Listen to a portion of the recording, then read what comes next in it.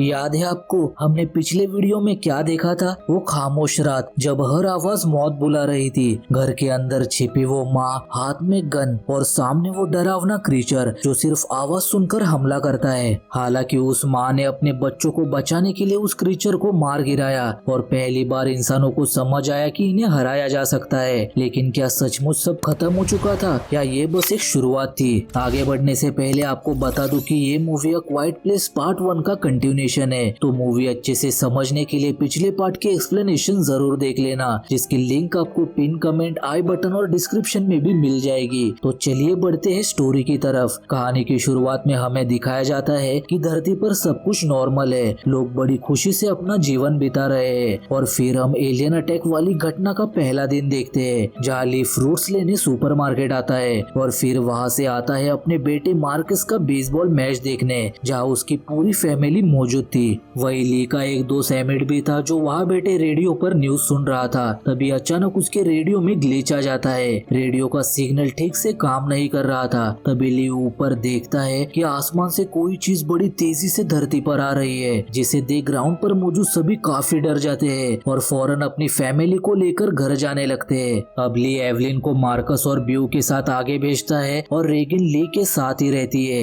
ली और रेगिन जब आगे बढ़ रहे थे तभी ली एक ऑफिसर के पास आकर इस घटना के बारे में पूछता है, लेकिन वहाँ एक क्रीचर का हमला होते ही ली फौरन अपनी कार में आकर वहाँ से निकलने की कोशिश करता है, लेकिन उसकी कार स्टार्ट नहीं हो पाती। दूसरी तरफ एवलिन के कार के सामने भी एक क्रीचर आ जाता है, जिससे बचने के चक्कर में एवलिन की कार पलट जाती है, लेकिन वो बिल्कुल सही सलामत थे, जो एक पलटी हुई पुलिस कार के पीछे आ छिप जाते हैं। वहाँ ली बचने के लिए एक शॉप में आकर छिप जाता है, जहाँ और भी कई सारे लोग थे। तभी ली रेगिन को शांत रहने के लिए कहता है, क्योंकि बाहर एक क्रीचर अंदर होने वाली आवाज को सुनने की कोशिश कर रहा था। तभी एक लड़की का फोन बजने के कारण वो क्रीचर अंदर आकर एक एक को मारने लगता है। हालांकि ली और रेगिन शॉप से जिंदा निकलने में कामयाब हो जाते हैं, लेकिन अब भी वो क्रीचर उनके पीछे था। इस दौरान वहाँ मौजूद ऑफिसर उस क्रीचर पर गोली चलाता है, लेकिन उस क्रीचर पर उन गोलियों का कोई भी असर नहीं हो रहा था। वो क्रीचर उस ऑफिसर को जान से मार देता है और सीन यहीं पर कट हो जाता है। इसके बाद कहानी आती है प्रेजेंट में, जहाँ उस क्रीचर को मारने के बाद एवलिन बेसमेंट आकर पानी में डूबा हुआ ऑक्सीजन सिलेंडर निकालती है, ताकि वो अपने बच्चे को साउंड प्रूफ बॉक्स में रख सके।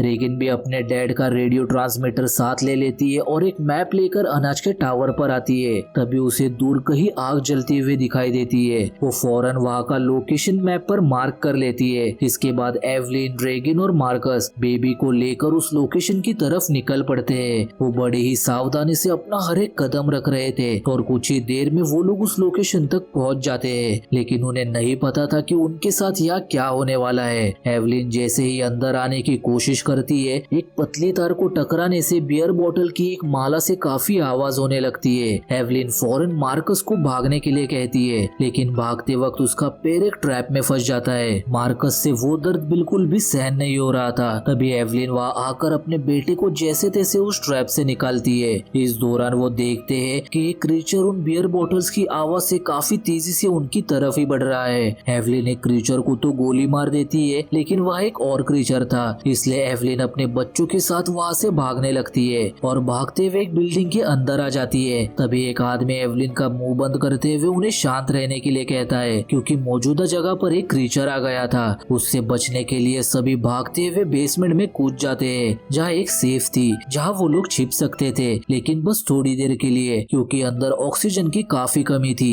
खैर कुछ देर उस सेफ में छिपने के बाद जब वो लोग बाहर आते हैं, तो वो आदमी खाने पीने की कमी के कारण एवलिन को वहाँ से जाने के लिए कहता है। उस आदमी की आवाज से एवलिन समझ जाती है कि ये कोई और नहीं बल्कि ली का पुराना दोस्त एमिट है। एवलिन जानती थी कि एमिट उनकी मदद जरूर करेगा, इसलिए वो एमिट को अपने न्यूबॉर्न बेबी का चेहरा दिखाती है और मदद करने के लिए रिक्वेस्ट करती है। उस मासूम का चेहरा देख एमिट बिना कुछ कहे मार्कस के घाव पर लगाने के लिए उसे दवा दे देता है, लेकिन दवा लगाते वक्त मार्कस दर्द से चिल्ला रहा था। उसका दर्द कम करने के लिए रेगिन उसे हेडफोन्स पहनाकर रेडियो चला देती है। तभी अपने आप ही एक सिग्नल रेडियो से कनेक्ट होकर गाना बजने लगता है। एमिट बताता है कि ये गाना पिछले 4 महीने से बजता आ रहा है। रेगिन कहती है कि शायद पापा को ये गाना पता था और वो वही जाने का प्लान कर रहे थे, लेकिन एमिट कहता है कि ऐसा नहीं है, अब सब कुछ खत्म हो चुका है, कोई भी जिंदा नहीं है। सभी काफी काफी थक चुके थे, इसलिए वो लोग कुछ देर वही आराम करते हैं। तभी रेगिन मार्कस को जगाती है और उसे बताती है कि जो गाना रेडियो पर चल रहा था वो असल में कोई गाना नहीं बल्कि एक सिग्नल है। शायद कहीं पर लोग अभी भी जिंदा है जिन्होंने ये सिग्नल भेजा है। फिर वो मैप पर रेडियो सिग्नल का लोकेशन दिखाती है और कहती है कि वो वहाँ जाकर एयर मशीन की फ्रीक्वेंसी बढ़ा देगी, इससे वो सभी लोगों को बचा सकते हैं। लेकिन ये सुन के मार्कस डर जाता है और रेगिन को वहाँ जाने से मना करता है।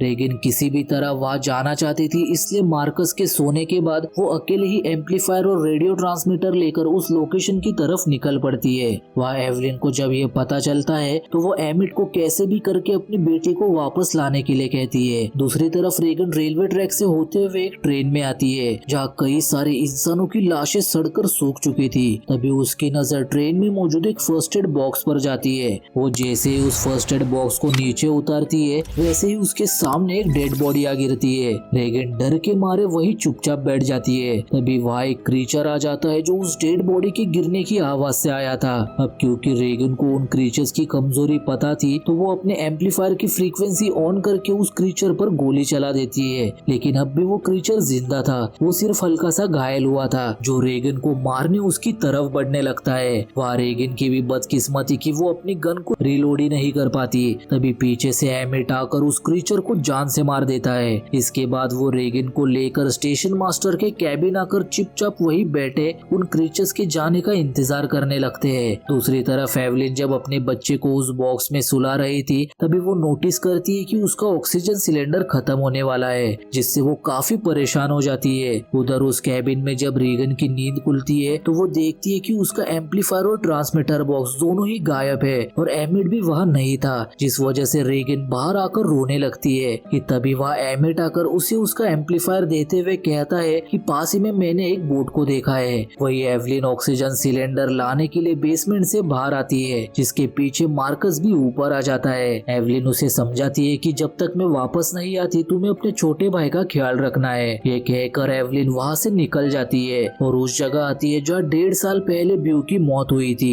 दूसरी तरफ एमिट रेगन को लेकर उन बोट्स के पास आता है तो वहाँ मार्कस अपने छोटे भाई को बॉक्स में सुलाकर टॉर्च लेकर बेसमेंट से बाहर आ जाता है। एवलिन भी रात होते होते शॉप पहुंच चुकी थी जहाँ से वो 2 ऑक्सीजन सिलेंडर्स उठाकर चुपचाप वहाँ से निकल जाती है। उधर रेगन और एमिट जब वहाँ मौजूद बोट की रस्सी खोलते हैं तभी एमिट की नजर वहाँ एक छोटी लड़की पर जाती है, जिससे वो पहले तो कोई क्रीचर समझ लेता है। जैसे ही वो उस बच्ची के पास आता है तो वो बच्ची चालाकी से एक रस्सी एमिट के गले में फंसा देती है और यहाँ हम देखते हैं कि वहाँ उस बच्ची के साथ कुछ और लोग भी थे, जिनमें से एक रेगन से उसका एम्पलीफायर और ट्रांसमीटर बॉक्स छीन लेता है। मीनवाइल उस बिल्डिंग में जब मार्कस टॉर्च लेकर यहाँ वहाँ देख रहा था तभी उसके सामने एक लाश आकर गिरती है, जिससे डर के मारे वो वही गिर जाता है। आवाज होने के कारण मार्कस फौरन उन क्रीचर्स के आने से पहले बेसमेंट में कूद जाता है और अपने छोटे भाई को लेकर सेफ में खुद को छिपा लेता है। लेकिन इस बार वो सेफ बाहर से लॉक हो गया था। यहाँ मार्कस को क्रीचर की आवाज आ रही थी जो बाहर सब कुछ तहस नहस कर रहा था। अंदर ऑक्सीजन की काफी कमी थी, जिससे मार्कस का दम घुटने लगा था। वो जल्दी से अपने भाई का ऑक्सीजन मास्क निकाल कर खुद लगा लेता है। अब ऊपर एवलिन भी पहुंच चुकी थी जो मार्कस को खतरे में देख उस क्रीचर का सामना करती है। वो उस क्रीचर को अपनी तरफ अट्रैक्ट करती है और जैसे ही वो एक ऑक्सीजन सिलेंडर के पास आता है वो उसे शूट कर देती है, जिस ब्लास्ट में वो क्रीचर काफी घायल हो जाता है। एवलिन मौका देख बड़ी सावधानी से बेसमेंट में आकर उस सेफ को खोल देती है। दूसरी तरफ एमिट रेगन को इशारा करके पानी में कूदने के लिए कहता है और एमिट उस ग्रुप के एक आदमी को चाकू से मार देता है, जिसकी चीख से वहाँ वो क्रीचर्स आकर एक एक को मारने लगते हैं। एमिट फौरन पानी में कूद जाता है पर एक क्रीचर उसे देख लेता है और वो भी पानी में उतरता है। रेगिन जैसे तैसे एमिट को एक स्पीड बोट पर ले लेती है, जहाँ एमिट ने उस आदमी से जिसने रेगिन का एम्पलीफायर ले लिया था वो उससे वो वापस ले आया था। अब बिना वक्त गवाए वो एक आइलैंड की तरफ बढ़ते हैं जहाँ काफी सारे लोग उन क्रीचर्स से दूर चुपचाप अपनी खुशहाल जिंदगी बिता रहे थे। वो आइलैंड पहुंचकर ये सब देख ही रहे थे कि तभी एक आदमी उन्हें देख उन्हें अपने घर पर लाता है और बताता है कि उसे उम्मीद ही नहीं थी कि कोई बचा होगा। इसके बाद एमिट उसे बताता है कि मेरे साथ जो बच्ची रेगन है उसी ने इस लोकेशन के बारे में पता लगाया है। अगली सुबह एमिट समंदर किनारे आकर अपनी बेटी की फोटो देख काफी दुखी होता है। तभी उसे किसी बोट की आवाज आती है। देखने जाने पर वो एक बोट को देखता है जो शहर से आई थी, जहाँ वो ये समझ जाता है कि ये वही क्रीचर से भरी हुई बोट थी। एमिट डर जाता जाता है और फौरन सबको इत्तला करने भागने लगता है। लेकिन तब तक उन क्रीचर्स ने पूरी बस्ती पर अपना आतंक मचाना शुरू कर दिया था। हर तरफ अफरा तफरी मच गई थी। एमिट एक बच्चे को क्रीचर से बचाकर उस आदमी के घर लाता है, जहाँ वो आदमी अपने बेटे के साथ उस बच्चे को वही छिपा देता है। इसके बाद वो एमिट और रेगन कार में बैठकर हॉर्न बजाते हुए सभी क्रीचर्स को बस्ती से दूर ले जाने लगते हैं, जहाँ एक क्रीचर उन पर हमला कर देता है, जिससे बचते हुए वो लोग पास ही के एक रेडियो स्टेशन पहुंच जाते हैं। लेकिन तभी वो क्रीचर उस आदमी को पकड़कर अपने साथ ले जाता है। ये भयानक नजारा देख एमिट और रेगन फौरन कंट्रोल रूम में आकर छिप जाते हैं। लेकिन यहाँ भी वो क्रीचर आकर उन्हें सुनने की कोशिश कर रहा था।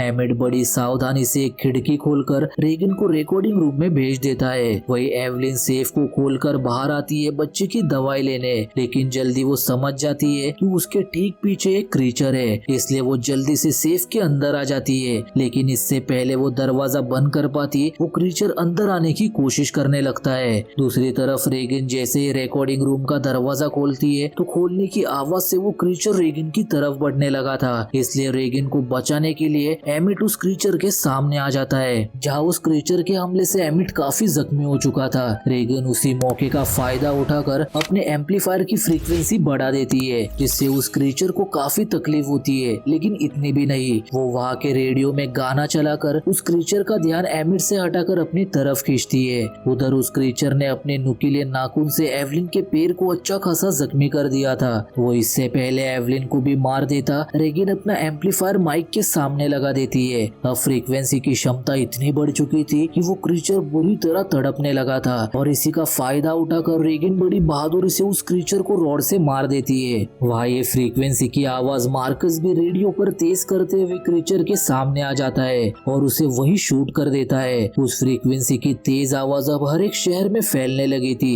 इससे अब शायद क्रीचर्स को मारना इंसानों के लिए आसान हो सकता है। और इसी सस्पेंस के साथ ये मूवी यहीं पर एंड हो जाती है। दोस्तों, तो ये थी कहानी द क्वाइट प्लेस 2 की। और अगर ये वीडियो आपको अच्छी लगी हो तो वीडियो को लाइक और चैनल को सब्सक्राइब जरूर कर लेना। हम मिलते हैं अगली वीडियो में। Thanks for watching, bye.